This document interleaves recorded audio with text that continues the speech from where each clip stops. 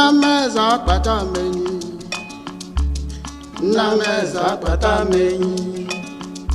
Mwambe isi n'ịkpata onye, Mwambe isi n'ịkpata onye.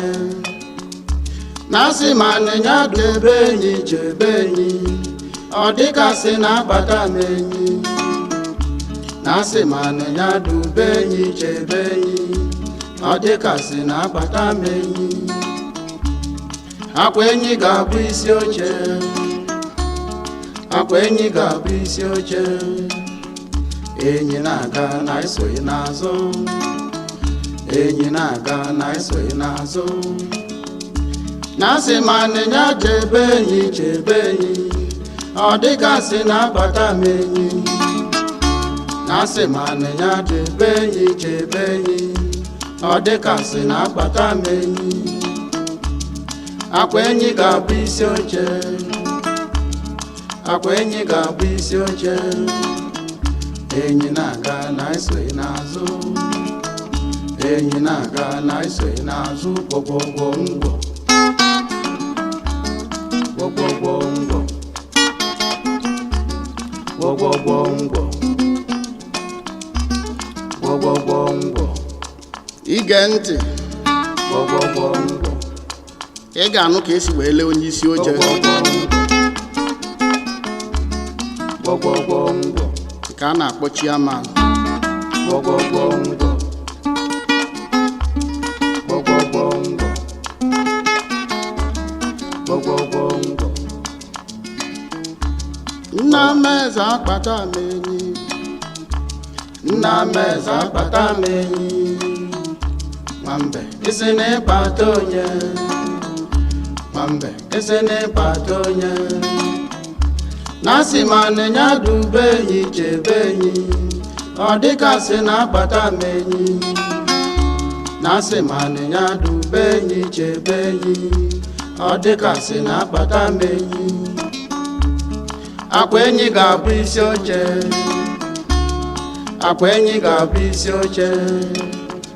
Enyi na-aga na isoghị n'azụ, enyi na-aga na isoghị n'azụ. Nasi manenya chebe enyi chebe enyi, ọ dịgasị na-akpata m enyi. Nasi manenya dube enyi chebe enyi, ọ dịgasị na-akpata m enyi. Enyi na-aga na isoghị n'azụ, enyi na-aga na isoghị n'azụ. Gwogwogwo ngwo, gwogwogwo ngwo, gwogwogwo ngwo. Adaeze ka di bịakatalụ bịakatalụ bịakatalụ. Gwogwogwo ngwo. Onye enu bịa, gwogwogwo ngwo. Onye a na-ebịa ọjụ. Gwogwogwo ngwo. Anụ enu abịa, gwogwogwo ngwo. Anụ a na-abịa ọjụ. Gwogwogwo ngwo, gwogwogwo ngwo, gwogwogwo ngwo, gwogwogwo ngwo.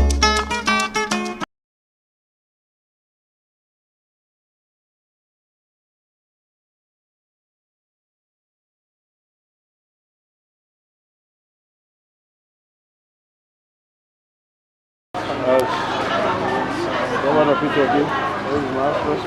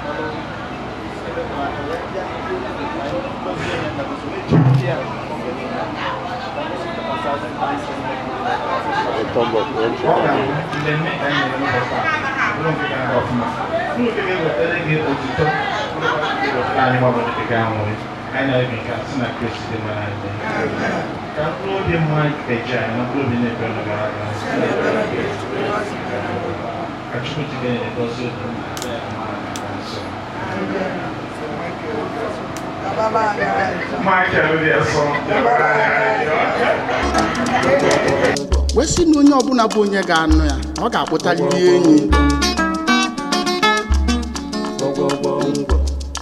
ka ọ ga-abụrụ onwe emume a na-ebe na befe ahụ ka ya rigolo enu enyi anya na-aga ya lee amarụkwe na ya bụ adaeze. We welcome you. We welcome you. Thank you for this show level. We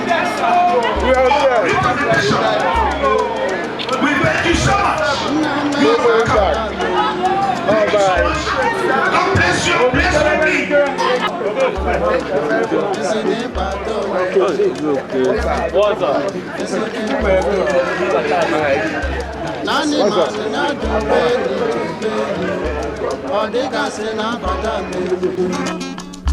Nasi mane ya dubenyi chebenyi odikasi na akpata menyi akwenyi ga-abụ isi oche akwenyi ga-abụ isi oche enyi na-aga na isoghị n'azụ enyi na-aga na isoghị n'azụ nasi mane ya chebenyi odikasi na akpata menyi nasi mane ya dubenyi chebenyi odikasi na akpata menyi akwenyi ga-abụ isi oche akwenyi ga-abụ isi oche enyi na-aga na isoghị n'azụ enyi na-aga na isoghị n'azụ kpọkpọkpọ Ejeagha. Abụ m Ada Mike Ejeagha, gentleman Mike Ejeagha. Papa m a na-emebere ya tata, a na-akwanyere ugwu, a na-akwanyere ndị nwụrụ anwụ tata. Olee ihe gwa maka mpa gị? Papa m bụ ezigbo mmadụ. Papa m na-enyekwala ndị mmadụ aka. Papa m bụ that is onye chọrọ udo chọrọ udo.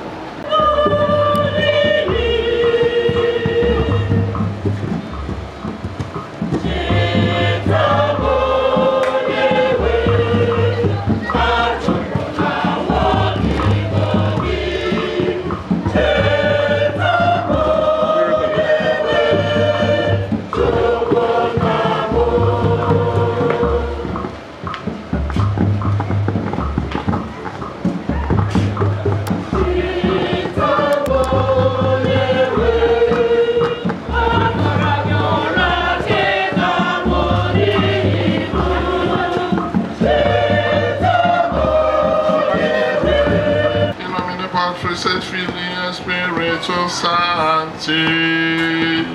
Amen. Dominus vobiscum et spiritu tuo. And I can parish priest. Bonne Nabatalane. Kosibo n'ezie mmadụ nwụrụ mana ọ gafe ka ọ gafe na ndụ ọzọ nwanne anyị nwoke anyị ma na ọfụma ụwa niile ma ọfụma maka echiche ya ndụ ya ka onye otu Kristi na onye fụkwazịrị ụwa n'anya fụ mmadụ n'anya site n'egwu ọ na-agụ. From his music he was able to, and he is still able to influence and touch so many lives. His philosophy of life he put into music. His understanding of life he put into music, and advised everybody to follow such humble, realistic philosophy of life. So today, because he was a convinced Catholic, I've invited him 3 times on 3 occasions to come and celebrate with us at the Holy Ghost Cathedral. And he performed after the Mass normally, very convinced Catholic. So I promised within me, whenever we don't see him, to make our time and celebrate his death. And that's what we are doing now.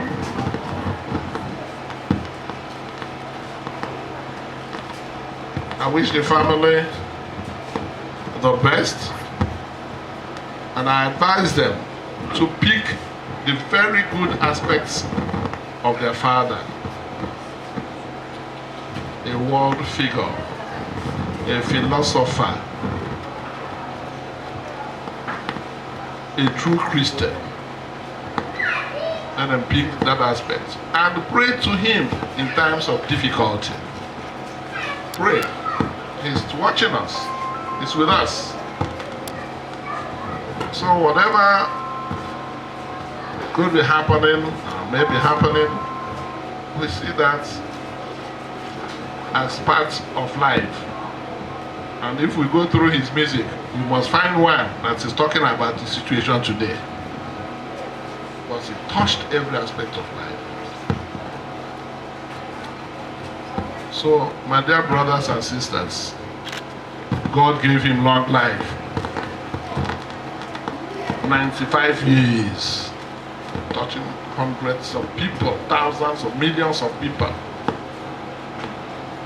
So may God receive him into his kingdom through Christ our Lord.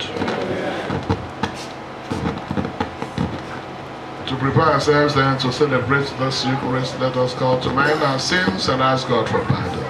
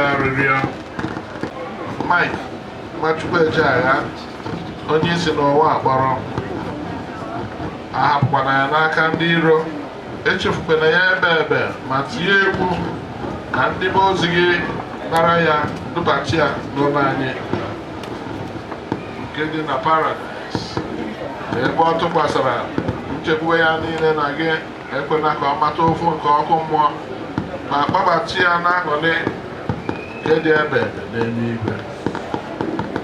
Site na ndị nwe naanị Jesu Kristi nwa gị, onye gị na ya dị ndụ n'aha Chi anyị dịkọ n'otu nke Mmụọ Nsọ, Chukwu site n'ụwa tụ ụwa niile.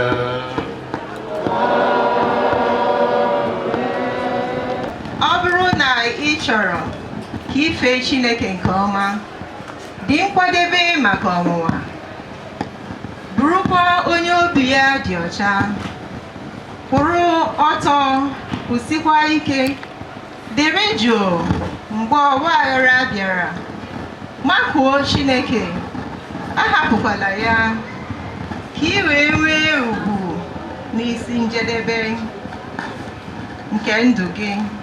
Were ndidi nara mgbanwoga nke nwere ike itinye gị n'ọnọdụ dị ala.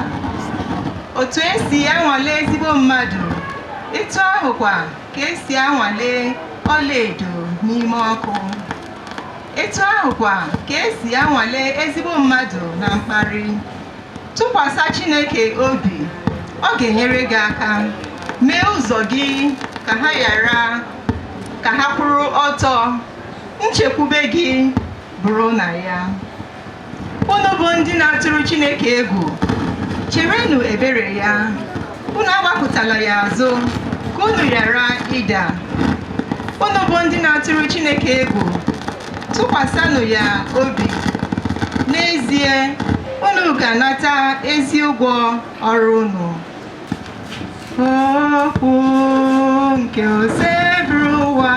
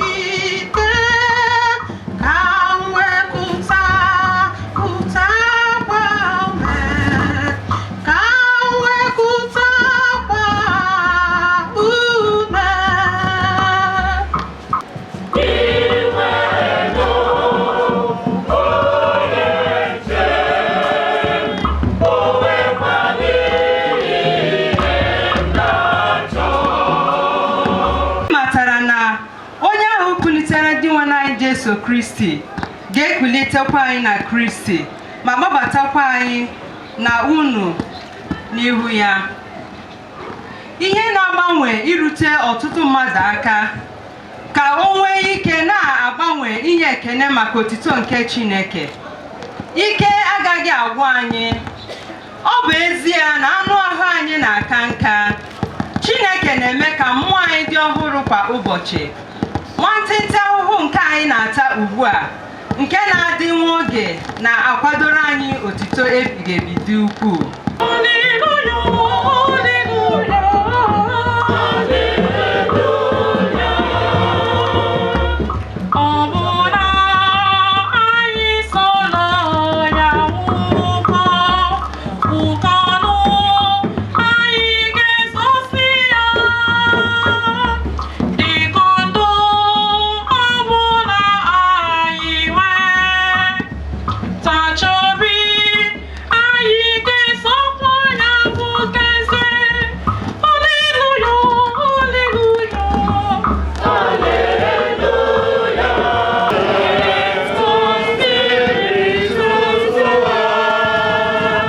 Lectio Sancti Evangelium Secundum Johannem.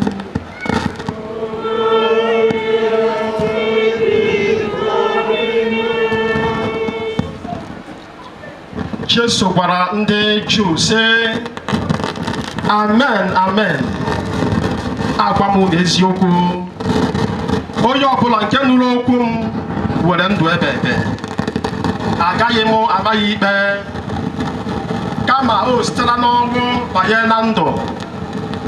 Amen amen, agwa m unu, oge na-abịa ma oge ahụ abịara ugbu a, mgbe ndị nwụrụ anwụ ga-anụ olu nwa nke Chineke, ndị nụrụ ya ga-adịkwa ndụ. Of course, parish priest, the dean of Agobo Ordinary. Ndị otu Kristo otito dịrị Jesu.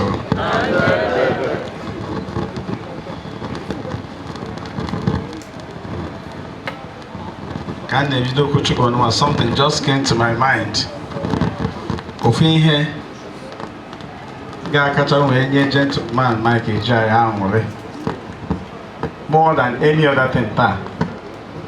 Emma na Mike and ndị ọzọ can testify to that. Kuna Bishop na Masa today. Ọnya bụ ofu ihe. Ọ bụrụ na ọ nọrọ ebe a kịta ama nke o si kwuo okwu, ọ ga-asị imesigo m ihe niile ị ga-emere m, imesigo m ihe niile ị ga-emere m.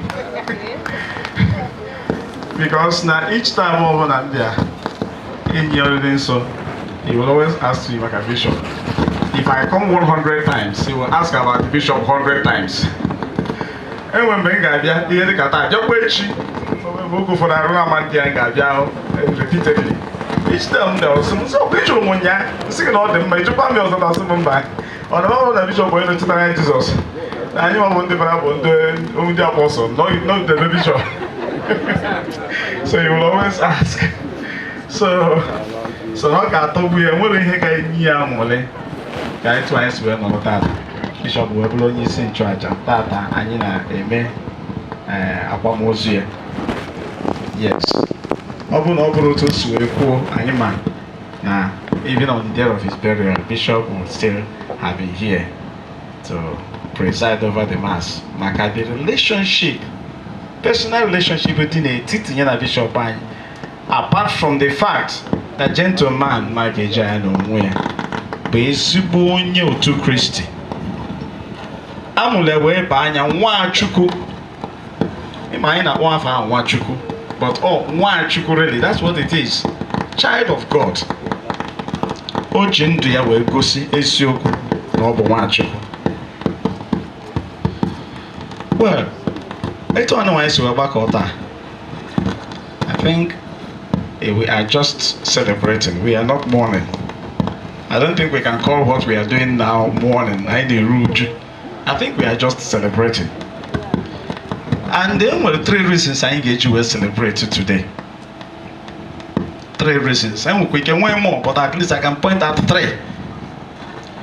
Number 1 reason, bo ogonogon to Chukwu nyelo nwanne anyị nwoke gentleman Mike Ejeagha.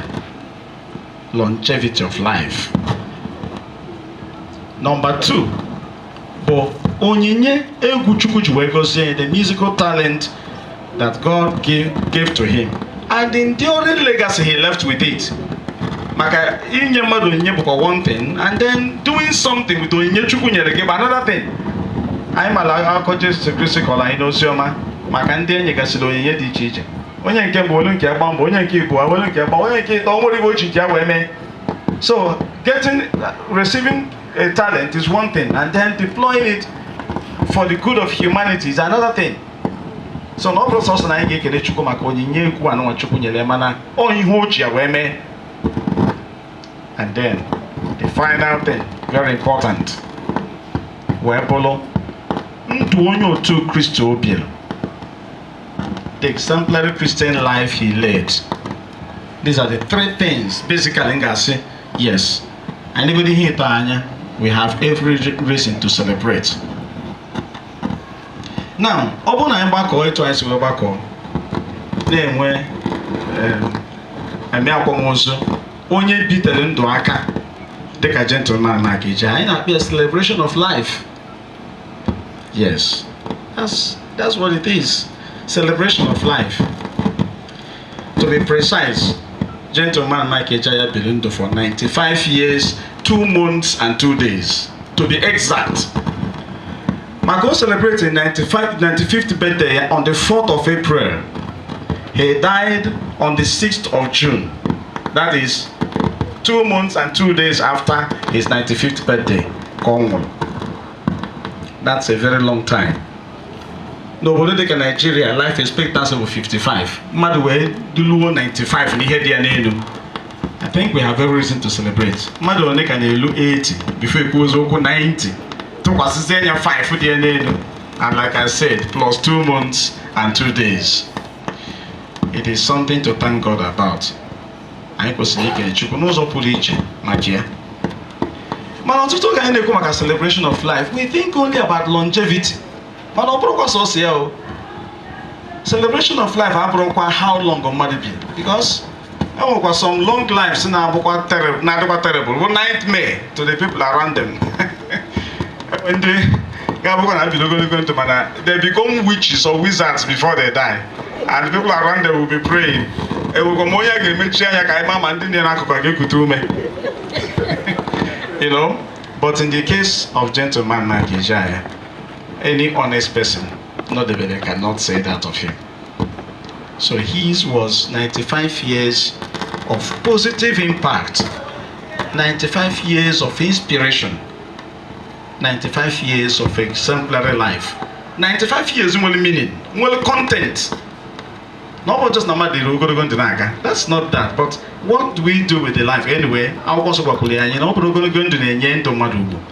Ecclesiasticus. So no also na old ogologo ndụ no mana ihe o ji ndị ya wee mee within the 95 years. That is number one thing. Then again, number two, his musical talent. It is one thing to have talent and another thing to use that talent meaningfully. Enwere ọtụtụ ndị mmadụ na-eti egwu today, anyị nwere ike isi na ha bụ successful musicians. Usually, I say na mmadụ nwere successful music career. Enwere two things a na-edebe anya. The amount of fortune the person has amassed as a musician, or the fame the person is enjoying. Ihe na-agba ka a na-edebe anya usually. And in well, even in the two things, the people talk more about the first. If you are a musician and you have become a billionaire because of your music, let's say you are having a very successful musical career. Yes. Even if you are not very popular, but you have a lot of money, I say yes, you are successful. We measure success in Naira and Kobo most of the times. Yes. And then with many people in Nigeria today, you can actually say they are successful in their musical career because of the so much money they have made, because of their fame. I am just one a gentleman with the second one because it's known all over the place. Everybody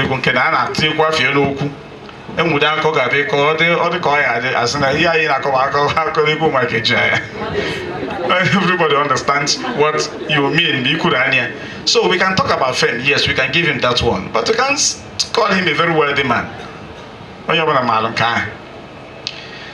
they are very successful because we're going, to talk on and all of that. What really makes somebody a successful musician?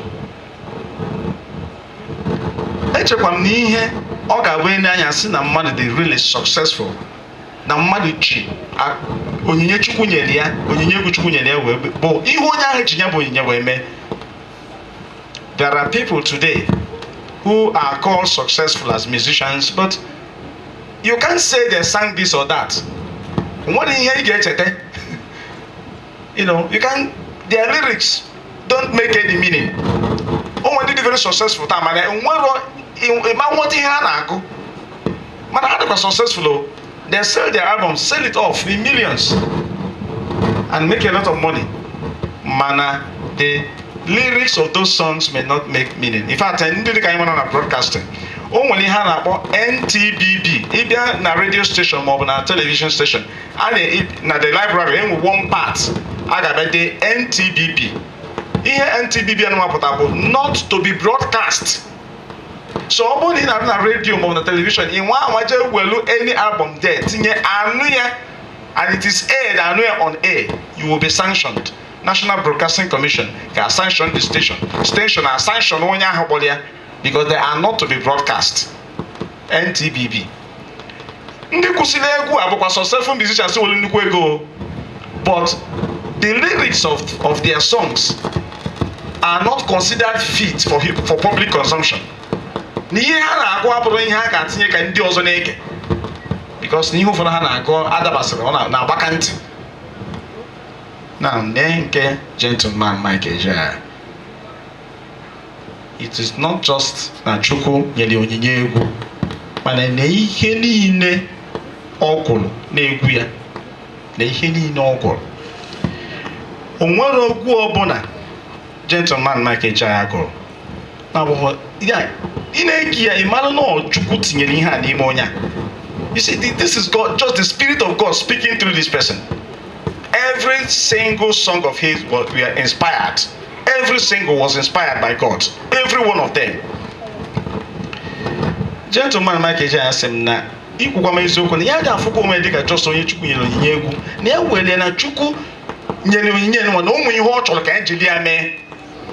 N'ọkwa na-eme na ya ji agwụti egwu ndị a ya na-akọwa. Na ya nwere na ọ bụrụ sọsọ na Chukwu si nyere onyinye a maka ya gwụba egwu, mana ụmụ ihe ọ chọnatara ka ya jiri ya bụ onyinye wee mee. Anyị na-anya n'egwu ya niile efu.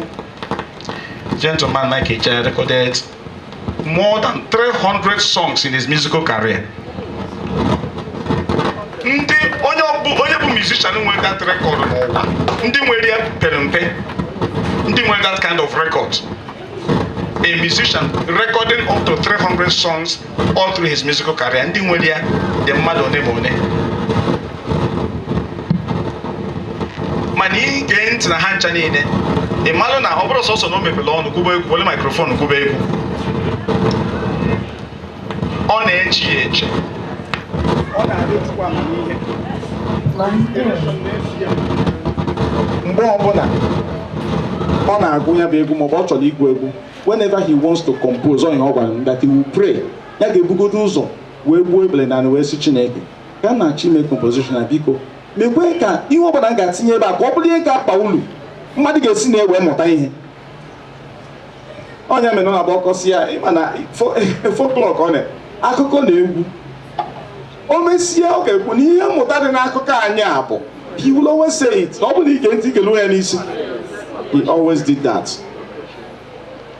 Ihe niile enwe ihe nna anyị bishọp kwuru na mbido ajamasị, ọ sị na o nwere ihe ị ga-eche maka ya.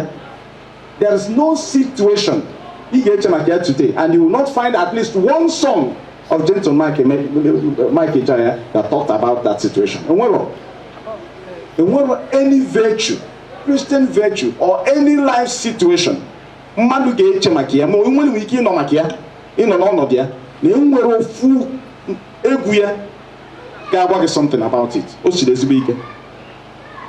Egwu ya ka nkụ. Ọtụtụ bụ nke anyị mara, ụfọdụ bụ nke a na-amasịrị because na egwu erika. Mana anyị maara egwu ahụ nke onye ọbụla maara, ụwa mgbede ka mma. Ụmụ ihe ọ na-akụziri anyị n'egwu ahụ, that life is a process.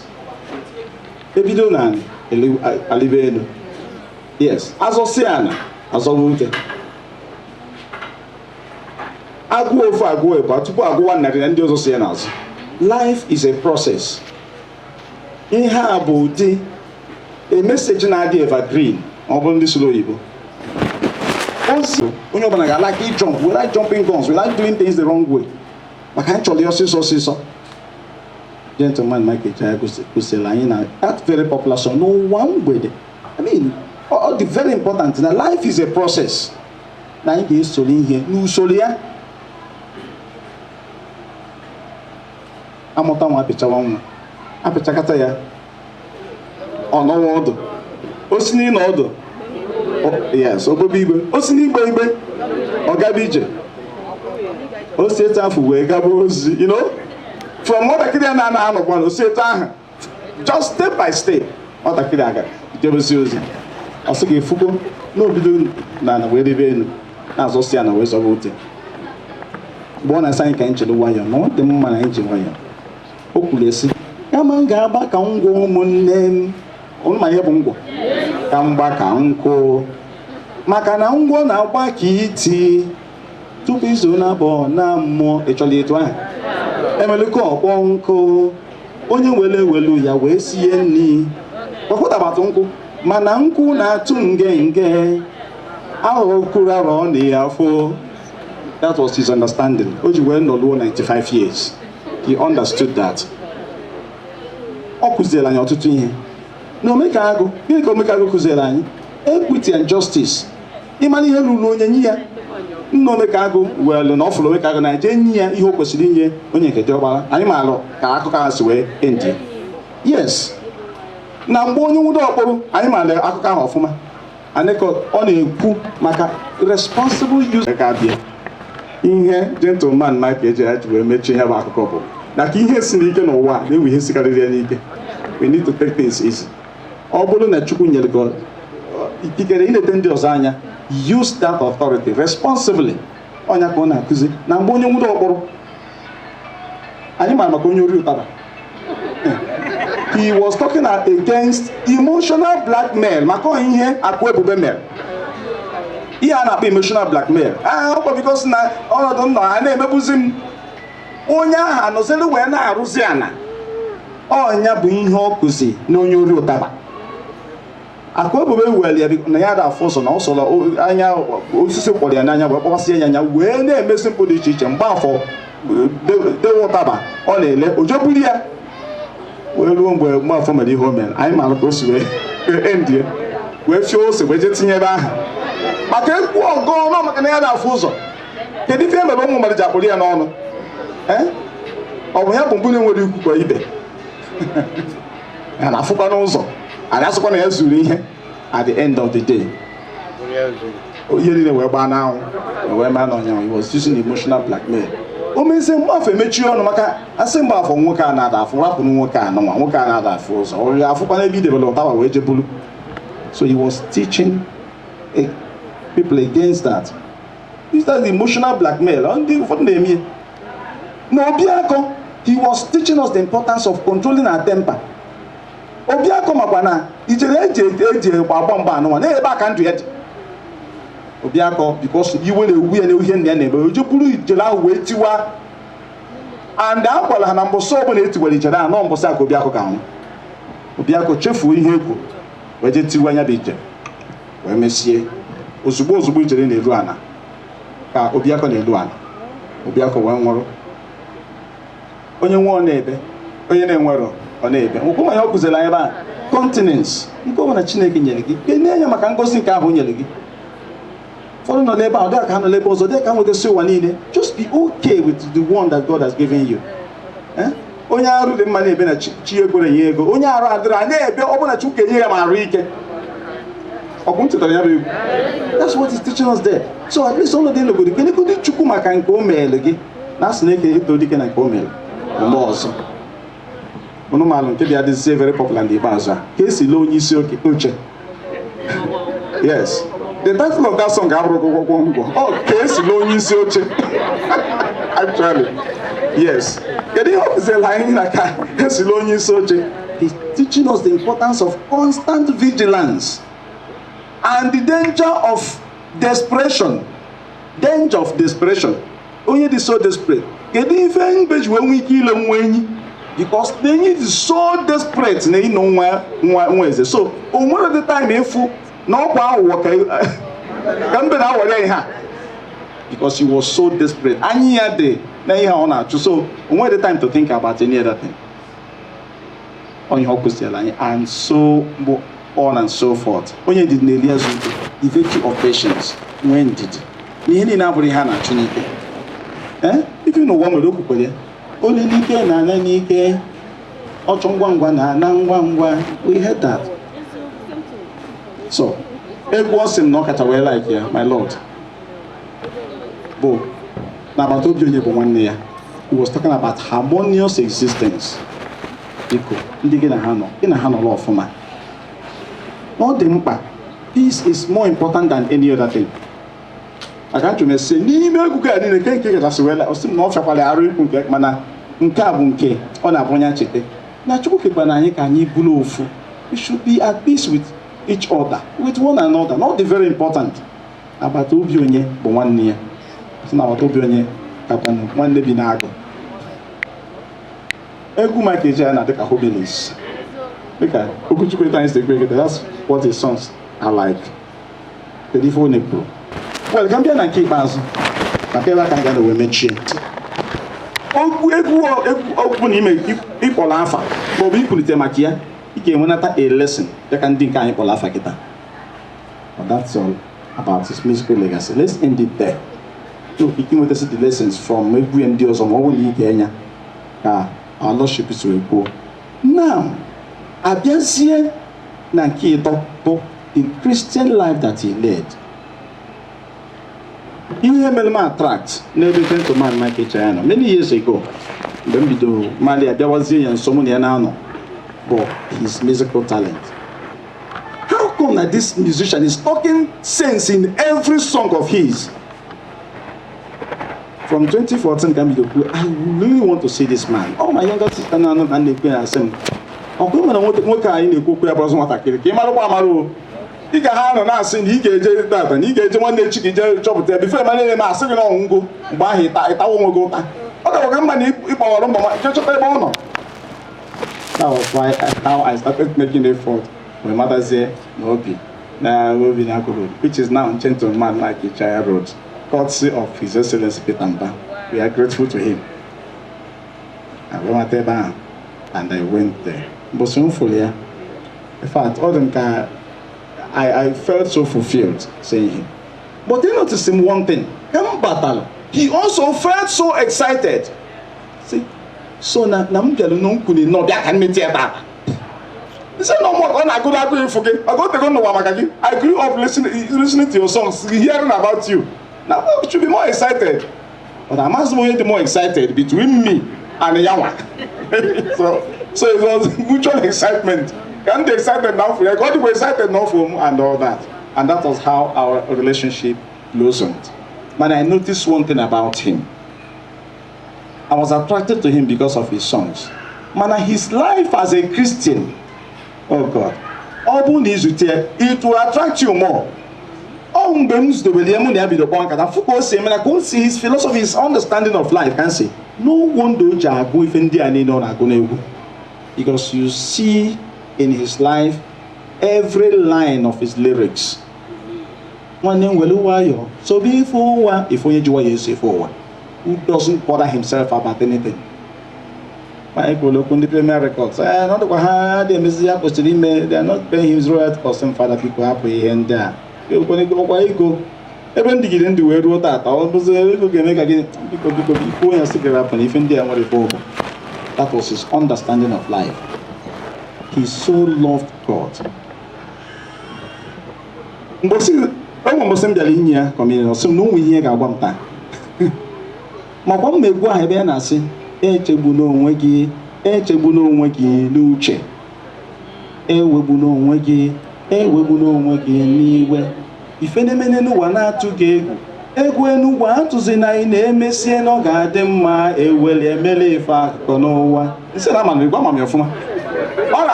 Okay, now there wasn't something.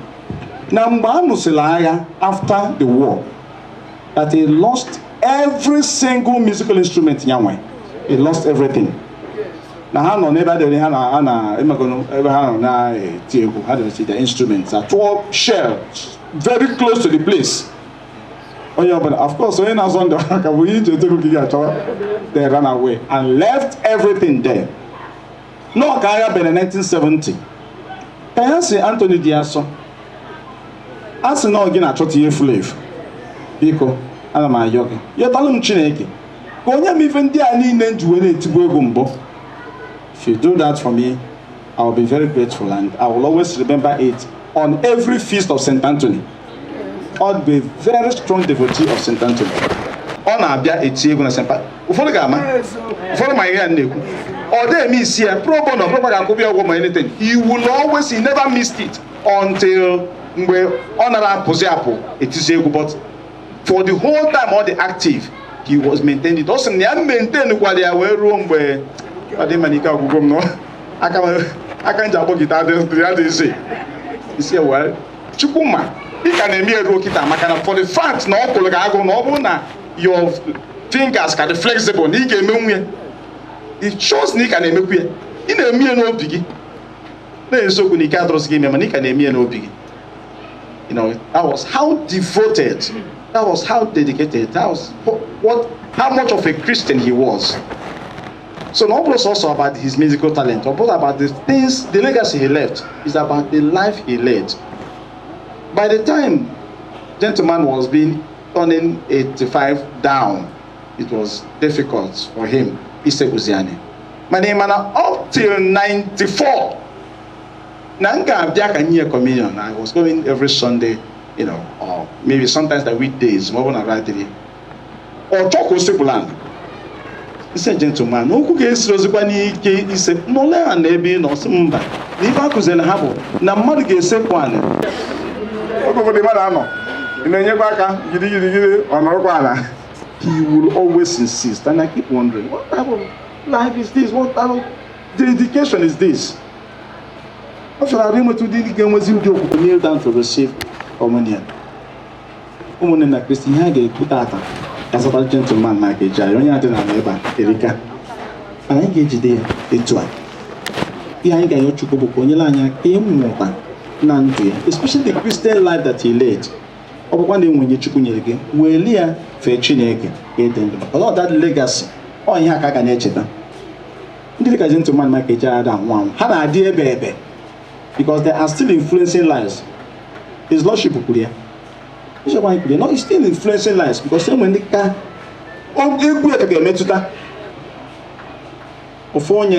follow Benny ka ọkụ ụdọ chimaka egwu my gentleman Mike Ejeagha gbanwobi egwu a ọ sị na ya compose mgbe anọsịrị anya bụ ihe onye anọ egwu n'ụwa atụzi na emesie na ọ ga-adị mma ewere emere ha akụkọ. A businessman that lost everything he had, he was contemplating suicide. Was not ebe na agafe ya n'ụlọ egwu a o mesi wee bịa kene gentleman sị na ya bịara ebe na ọ gị nwa mere ya dị ndụ taa sị na ya mara onye bụ ezi ka o si webụla ya mere dị ndụ sị na egwu ahụ egwu egwu a sị ya na egwu a ka ya na-agafe wee na-anụ na-ekpebigo kedu ihe ka dị ndụ eme mana ka ya nụsiri egwu a ka ya siri onwe ya na emesie na ọ ga-adị ma nye eweli emelife akụkọ eventually ihe ji emeli ha akọta. Anyị na-ekene Chukwu maka ndụ onye nọ gentleman Mike Ejeagha. O kwesịkwara ịbụ ihe nkụzi wee nye anyị nwa bụ ndị Kano ka mkpụrụ obi gentleman Mike Nwachukwu Ejeagha na mkpụrụ obi na-ekpe nọ gara aga.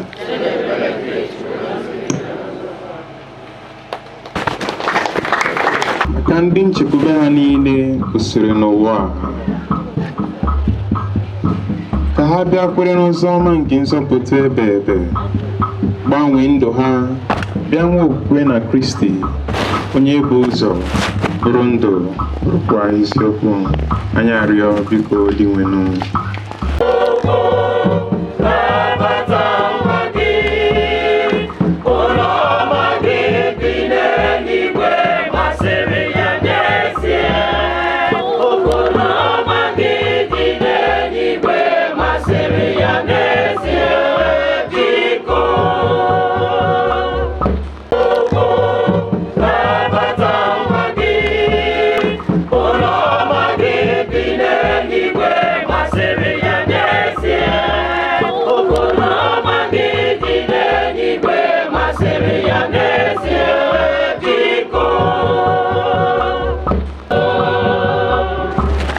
Maka ndị na-ata ahụhụ na mmadụ nwụnarịrị ha,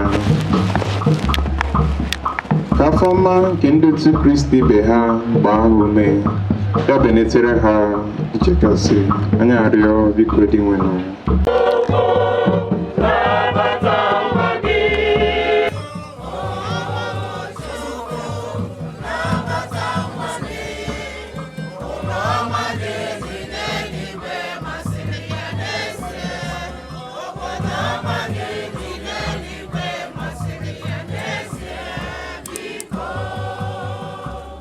Ka ndị niile hapụgoro ụwa ka dị nwe n'anyị Jesu Kristi onye nzọpụta na onye ebere ihe ha ntọhapụ na njọ ha niile ya nabata ha n'alaeze nke udo n'ọtụtụ ya. Anyị arịọ biko dị nwenụ.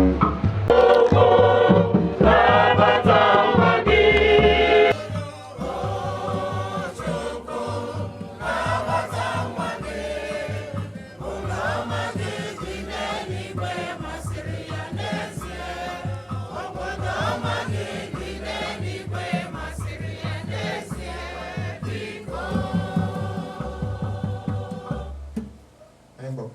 ọzọ anyị bụ n'uche.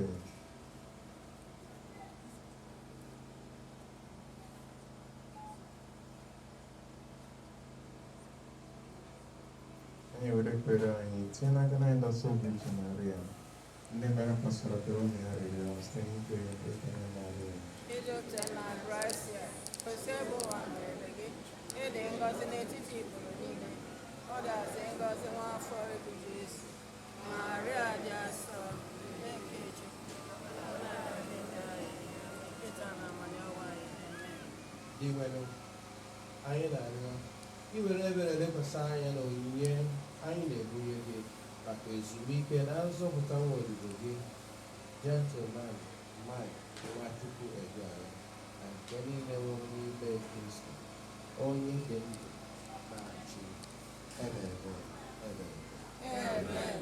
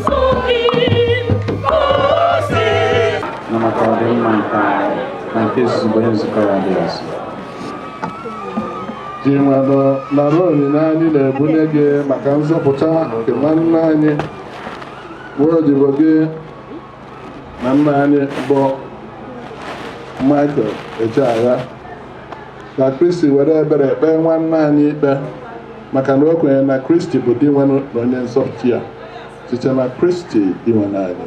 Amen. Dominus vobiscum.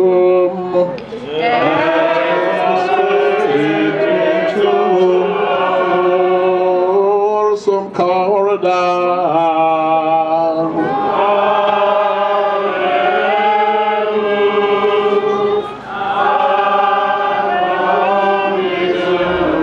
Orasihia sagamus Domino Deo nostrum.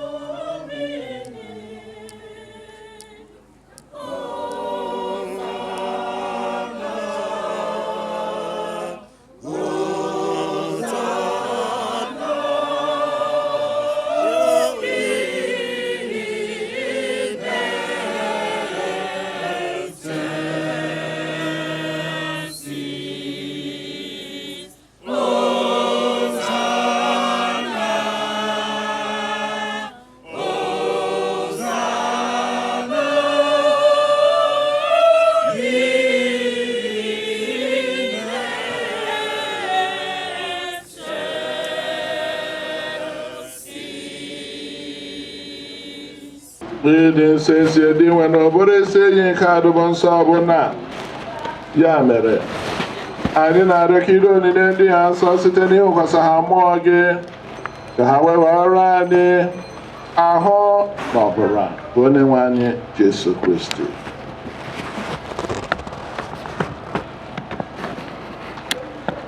Onye mgbe o kwetere ka edu ya n'ahụ ọnwụ nwere achịcha ka ọ na-enye ekele nye nwaanyị nyekwa ya ụmụazụ ya na-asị, mara m nke ya rie nri unu niile, ka bụ ahụ m ka a ga-eduru ya maka unu.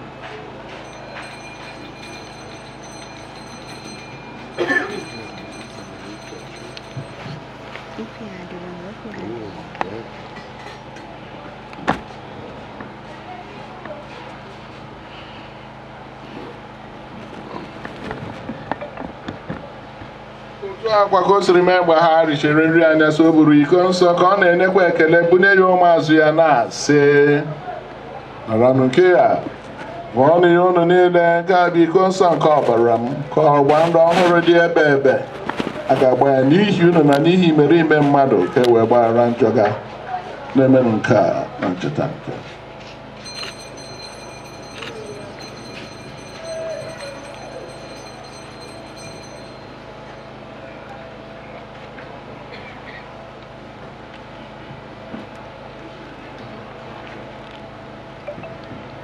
Ihe omimi nke okwukwe anyị na-ekwusa ọnwụ gị, na-ekwusakwa mbilite n'ọnwụ gị, ọ dị nwenụ wee ruo mgbe ị ga-abịa. Dị nwenụ ebe anyị na-echeta ọnwụ na mbilite n'ọnwụ ya, anyị ehunyere gị achịcha nke ndụ na iko nsọ nke nzọpụta, na-enye gị ekele n'ihi na ị gụnyere anyị na ndị tosiri ịkwụrụ n'ihu gị na-efe gị. Anyị ji umeala arịọ ka anyị bụ ndị na-eketa oke na ahụ na ọbara Kristi, bụrụ ndị a ga-ekpokọba ọnụ site na mmụọ nsọ.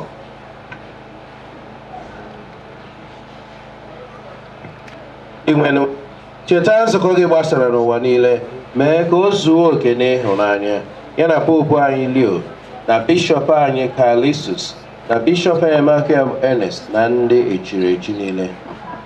Chetakwa nwa odibo gị Gentleman Mike Nwachukwu Ejeagha, onye isi n'ụwa akpọrọ ka ọ bịakwute gị, ebe o jikọrọ ya na nwa gị n'oyiyi ọnwụ ya, mee ka ya na ya bụrụ ofu na mbilite n'ọnwụ. Chetakwazi ụmụnna anyị ndị dị nchekwa nke mbilite n'ọnwụ rara ụra, were ebere kpọbata ha na ndị ọzọ niile nwụrụ anwụ n'ihe nke ihu gị. Anyị na-arịọ ka e mere anyị niile ebere. Anyị soro Veji Maria dị ngọzi nne nke Chukwu, nakwa Josef dị ngọzi bụ di ya, ndị apọstọl dị ngọzi na ndị nsọ gị niile, ndị mere uche kemgbe ụwa taa ụwa, keta ekpe ndụ ebighị ebi. Ka anyị sorokwa ha na-eto gị na-edo gị ebe site na Jesu Kristi nwa gị.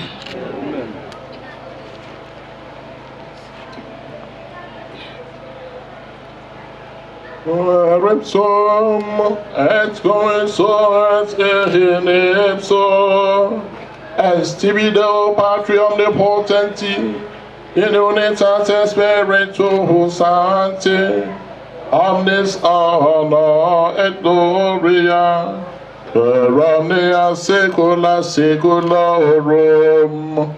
Amen. Receptis salutaribus moniti et divina institutione formati audihemus dicere.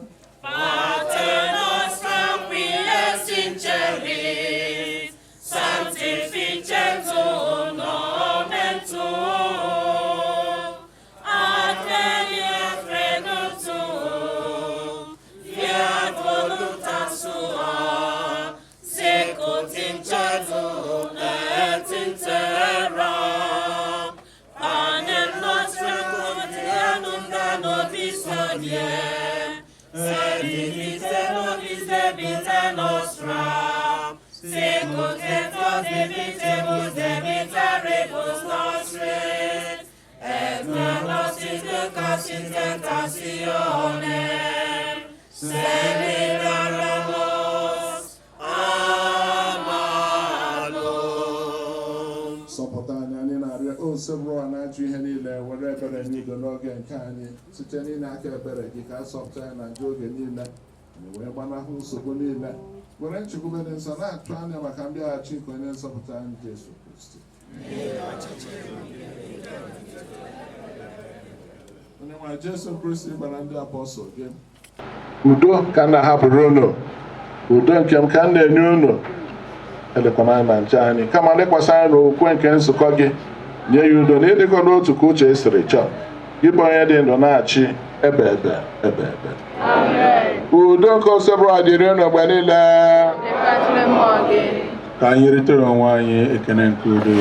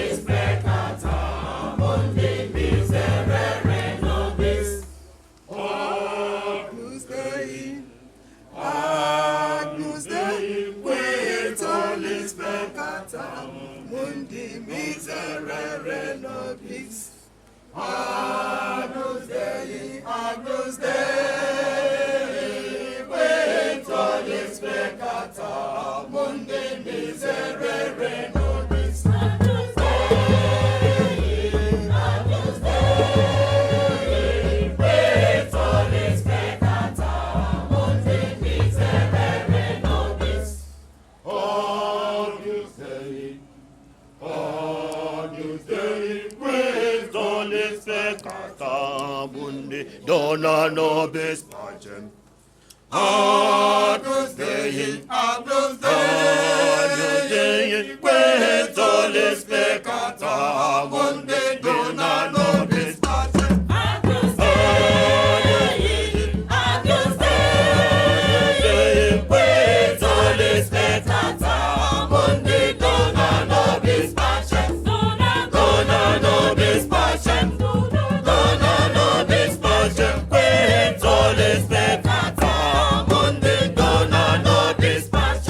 Leenụ nwa atụrụ nke Chukwu,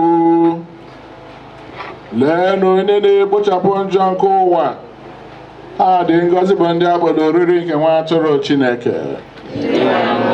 Etosi m ịbata n'ime ụlọ m maka ose ka ahụ na ọbụbụ Kristi chekwaba anyị ruo na ndụ ebighị ebi. Arịrịọ tupu anata oriri dị asọ, arịrịọ maka inye aka.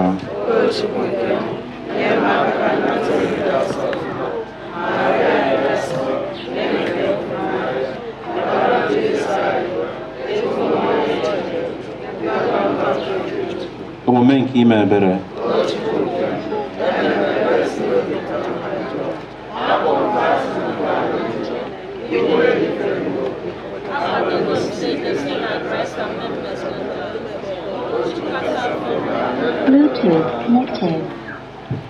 Aja misa dị asọ nke anyị nọ n'ime ya ugbu a maka ọdịmma na ngọzi nke onye ọbụla n'ebe a, ọ kachasị maka ezumike mkpụrụ obi nwanne anyị na papa anyị gentleman Nwachukwu Mike Ejeagha. Mana ịnata oriri dị asọ bụ sọsọ maka ndị Katọlik kwadoro onwe ha dịka omenala na nkụzi nke ụka siri dị.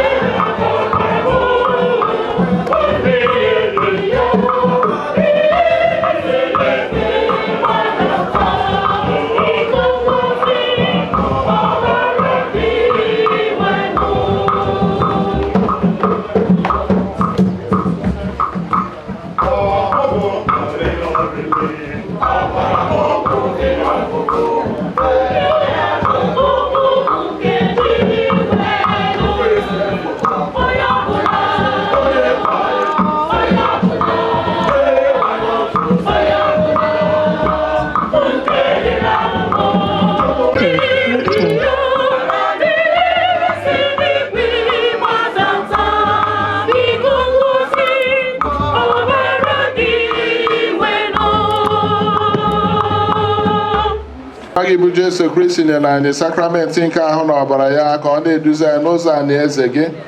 Mee ka nwanne anyị bụ Mike Nwachukwu Ejeagha nata weta onye nke ketara oke na Yukarịsti n'ụwa dị asọ ketakwazi oke na oriri nke Kristi kwadobere anyị n'eluigwe site na Kristi dịwa n'anyị. Anyị ka ga-akwụrụkwa ọtọ n'iso ya n'ekpere ebe ọbụla anyị nọ ka nna anyị ukwu bishọp gọzie ini. And with your spirit. O God, through whose mercy the souls of the faithful are at rest, bless this grave, we beg you, in the name of the Father, and of the Son, and of the Holy Spirit. And let your holy angels guard it, free from all bonds of sin, the soul of our brother, member Mike Ejeagha, whose body is to be buried, has been buried here, so that he may find joy in your company with all the saints forever and ever. Glorious grace and pardon, we commend our brother Mike Ejeagha to the Lord. May he embrace him in his peace and bring his body to life again on the last day, through Christ our Lord. Amen.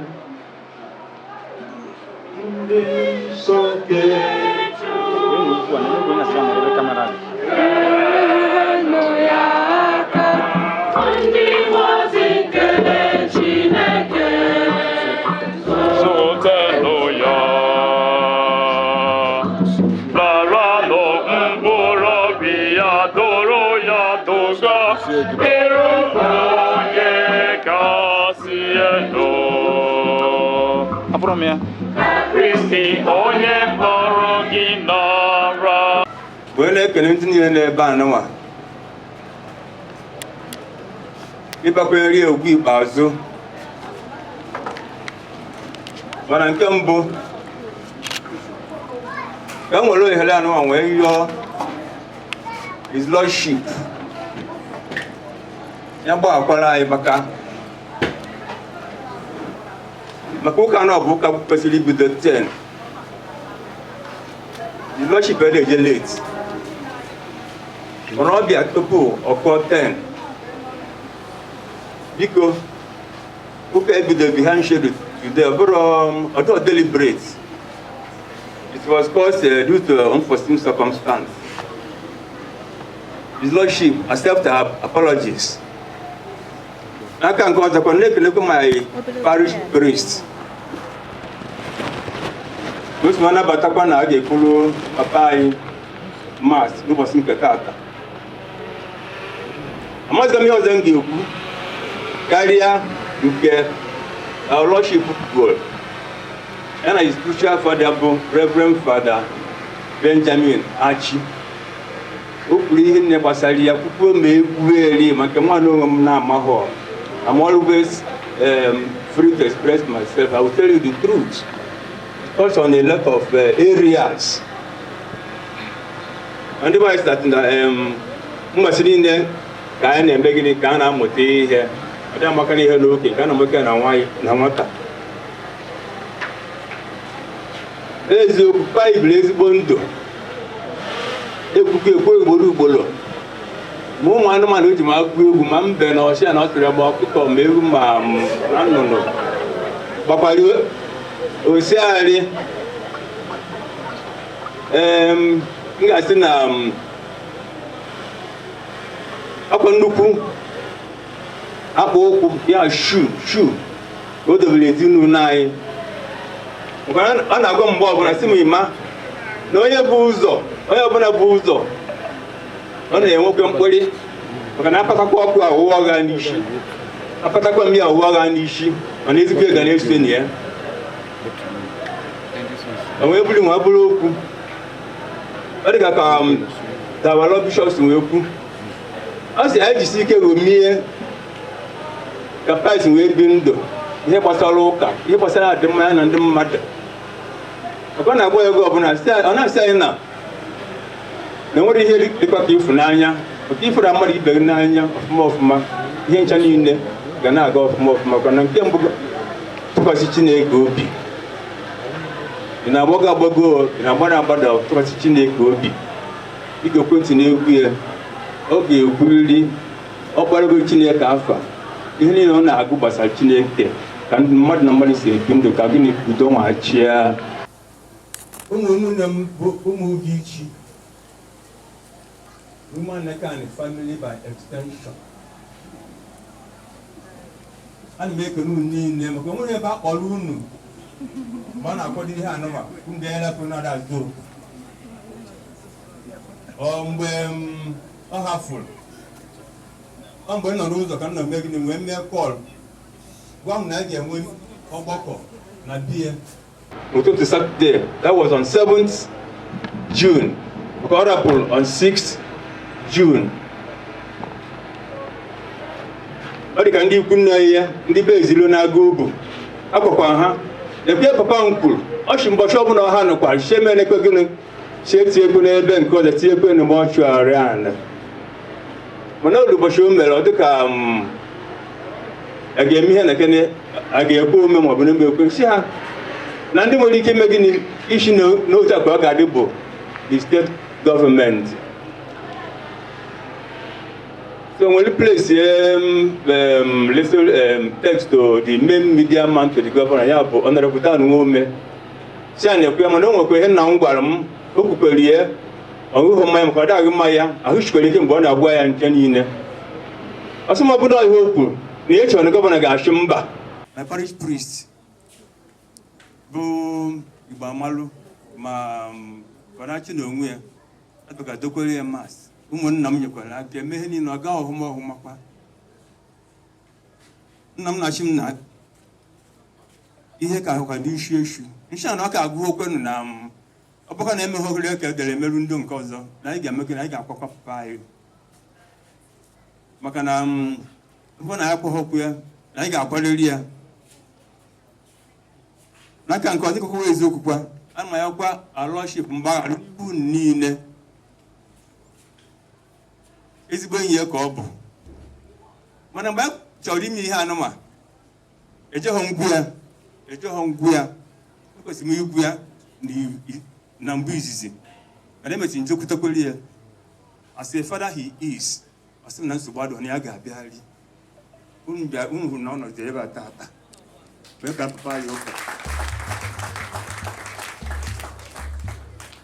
On the other hand, and finally, biko mgbe ọbụla gara ebe a gaa n'ebe dị iche n'iche a na ya Chineke na o nwere ihe ga-eme onye ọbụla ụkwụ unu ji nwa bịapụ m ga-eji nwa nakwa ndị nwe ha pụrụ n'ụlọ mgbe unu na-abịakwa m ga-ejekọtakwa nwere onye isi ga-awa ọkwụ na ihe m kwuru mehe papa m bụ onye udo papa m si ọ nwee egwu ọ kwuru ekwe m chi m eme gịnịkwa anata na chi ga-edu eje na chi ga-eduga anata unu ncha niile chi na-edugara unwe adị ebe a na nwakwa nri okwu ikpeazụ chi unu ga-eduga unwe anata ebe dị n'iche n'iche otu dị ije so.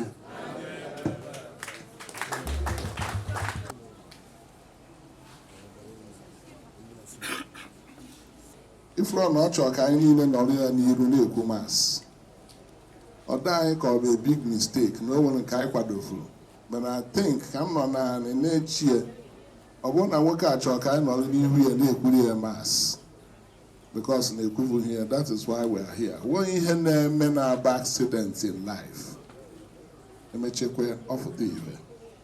It tells you how spiritual and how deeply human he was and he is still now. Ya bụ aka m na-ekwukwe ihe na-ekwu ezigbo ụkpụrụ ọtọ ọlụ unu okwere na-aga n'ihu. Ada ekwukwe m ihe a na-anaghị ekwukere kpekuo unu ya na-ekpere na ọ gbachuo tọlụ ọ ga-ege unu ntị. Na ihe na-ekwu ihe ahụma ọhụma. He is there with you always, given his style of life. He will always be there. The best way we can further achieve, we go here, but I would have wished that the records until there, unfortunately, it didn't happen. But actually, I'm giving you now a mandate. Just see how you can circumvent events. First of all, by next week, actually, me with the record they need. I will get it. Then I got what to do, given the circumstance and everything, to make sure that the message he left to the world is spread wider and lasts longer. You will know how best to do it. Okay? Bow your heads and pray for God's blessing. May the God of consolation bless you, for in his unfathomable goodness he created the human race, and in the resurrection of his only begotten Son, he has given believers the hope of rising again forever and ever. Amen. You are alive. May God grant pardon for our sins, and to all the dead a place of light and peace, now and forever. Amen. So may we all live happily forever with Christ, whom we believe truly rose from the dead forever and ever. Amen.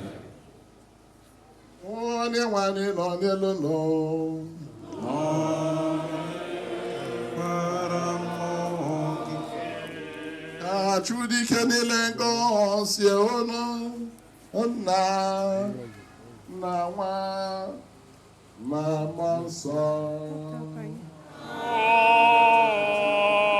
Amen. Isakwụsịgo n'ọba n'oludo.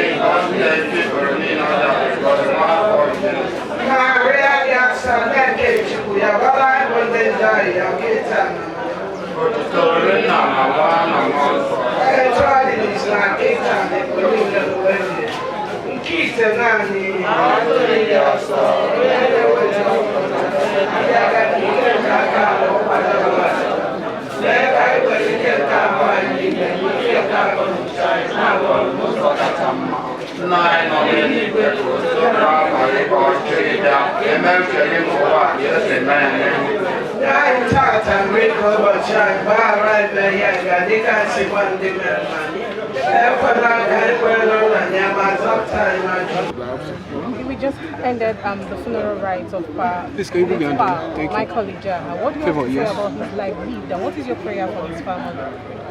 Actually, as I said at the beginning of the funeral mass, it is not a burial mass. You know, Catholics will have two. It has been buried long ago. But like I mentioned at the end of the mass, probably it's providential that one celebrated just around his grave. This is a man that has influenced the world through his music. You know, he was talented, still talented, and then used his talent to bring joy to people, to bring solution to the world, to influence the world positively. Very simple music, but will always give you a message from the music. And it lasted long. I started knowing him as a little child. And that's why when I grew up, I didn't know he was still alive. I had to now contact him, and I've always invited him when we have big occasions, because my belief, having listened to his music, he would always have a message for the whole group, for the whole person, for the invitees. And he had always done that very well. This is a man who really used music to combat people. In our own evangelization standard, he's a very wonderful homilist, because he spoke to the hearts of people. It's not like the modern things we have now. I'm not saying you are not playing good music now, but like even the preacher pointed out, his lyrics carry a lot of life philosophy, not just any kind of plain and superficial message, but life philosophy. You know, talk about life, we talk about patience, we talk about managing things, different music. So, and he was consistent. He did this over 60 years. Over 60 years, consistently. Very original, very real in his music. Not borrowing so much from any party, but another thing. A very self-contented human being. He was self-contented. Even if you call him and you want to charge, tell him to charge, you say, give me anyway. You know, it will be a different thing. For a bishop, you say, give me anything. But I don't think he was charging so high. If not, he would have been a very, very rich man. People are now trying to make money out of his music. But self-contentment, let us all learn that from him. Let the family learn that. Let all of us, anybody listening to his music, look at his person. Let the message you preach reflect in your life. And that's what this man did. Self-contented. And understood from the word go that all he has came from God, and all he was came from God, and had always taken refuge in God. The modern man does not know anything about God now. You are thinking like your present God is money. So you just have to copy from him. And for the family, as I told them, he has left a legacy that can sustain them. And as I said, his spirit still lives on. Lives in his music, lives in what he taught them. So I want them to continue to make this very name he made remain eternal in the way he behaved. May his soul and the souls of all the faithful departed through the mercy of God rest in peace. Amen. Good afternoon, sir. Can you introduce yourself to us? The media people, FTV, Signature TV, and ETV, welcome to today's event. That's the funeral rites in honor of the late gentleman, Michael Ejeagha. My name is Ejeagha, son of Michael Ejeagha. We just concluded the funeral rites of the late father, and this man we're talking about was buried in June, 6th of June, in the evening hour.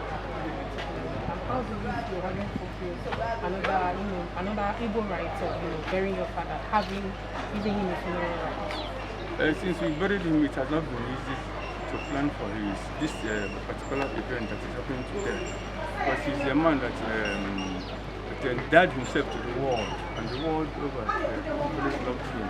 So we did everything possible to people of the different walks of life.